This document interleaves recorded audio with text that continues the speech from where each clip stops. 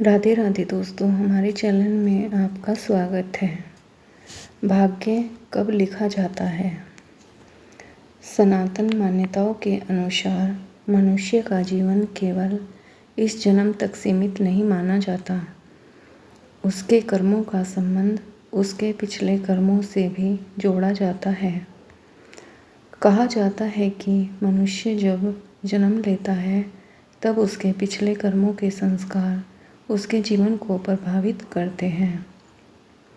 इसी कारण दो मनुष्य एक जैसी परिस्थितियों में जन्म लेकर भी बिल्कुल अलग जीवन जीते हैं। किसी को कम प्रयास में सफलता मिल जाती है तो किसी को सफलता के लिए बहुत संघर्ष करना पड़ता है। किसी के जीवन में धन जल्दी आता है तो किसी को आर्थिक कठिनाइयों से गुजरना पड़ता है। इन्हीं परिस्थितियों को लोग अक्सर भाग्य कहते हैं।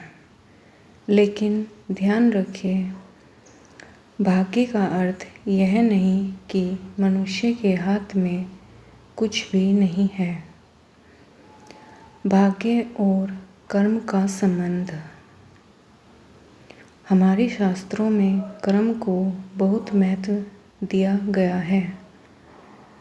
मनुष्य के जीवन में कुछ परिस्थितियाँ ऐसी हो सकती हैं जिन्हें वह तुरंत नहीं बदल सकता, लेकिन वह उन परिस्थितियों के प्रति अपनी प्रतिक्रिया और अपने वर्तमान कर्म जरूर बदल सकता है। यही वर्तमान कर्म धीरे धीरे उसके भविष्य को प्रभावित करते हैं। इसे एक छोटे से उदाहरण से समझिए। मान लीजिए किसी व्यक्ति को रास्ते में एक कठिन परिस्थिति मिलती है। एक व्यक्ति हार मान लेता है, दूसरा व्यक्ति उसी परिस्थिति से सीखता है और आगे बढ़ने का प्रयास करता है। परिस्थिति दोनों के सामने एक जैसी थी, लेकिन उनके कर्म और निर्णय अलग थे और यही अंतर उनके भविष्य को अलग बना देता है। ओम, क्या जन्म से पहले भाग्य तय होता है? आध्यात्मिक परंपराओं में यह मान्यता है कि जन्म के समय व्यक्ति अपने पूर्व कर्मों से जुड़े संस्कार और कर्म फल लेकर आता है। जन्म की परिस्थितियाँ, परिवार, शरीर, जीवन की कुछ प्रारंभिक परिस्थितियाँ, इन सबको क्रमफल से जोड़कर देखा जाता है। लेकिन इसका अर्थ यह नहीं कि जीवन की हर छोटी बड़ी घटना पहले से पत्थर पर लिखी हुई है।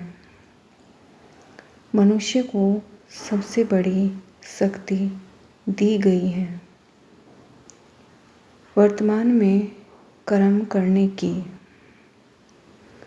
यही कारण है कि एक व्यक्ति कठिन परिस्थितियों में जन्म लेने के बावजूद अपने जीवन को ऊंचाइयों तक पहुंचा सकता है। एक छोटी सी प्रेरणादायक कहानी। एक व्यक्ति हमेशा अपने भाग्य को दोष देता था।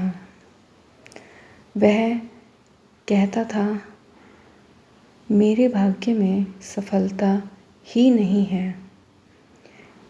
एक दिन वह एक संत के पास गया और बोला, महाराज, मेरा भाग्य खराब है।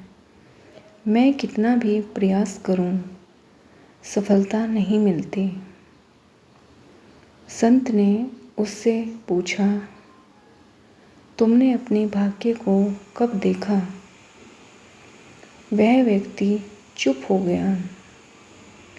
संत ने कहा, जिस भाग्य को तुमने देखा ही नहीं, उसके नाम पर अपने कर्म करना क्यों छोड़ दिया? फिर संत बोले, हो सकता है तुम्हारे जीवन में कुछ कठिनाइयाँ पहले से आई हों, लेकिन आज तुम क्या करोगे यह तुम्हारे हाथ में है। यह बात उस व्यक्ति के मन में बैठ गई। उसने भाग्य को दोष देना बंद कर दिया और अपने कर्मों पर ध्यान देना शुरू किया। धीरे धीरे उसके जीवन में परिवर्तन आने लगा। सीख यह है कि भाग्य का इंतजार करने वाला व्यक्ति अवसर खो सकता है, लेकिन कर्म करने वाला व्यक्ति अपने अवसर स्वयं बना सकता है। राधे राधे दोस्तों।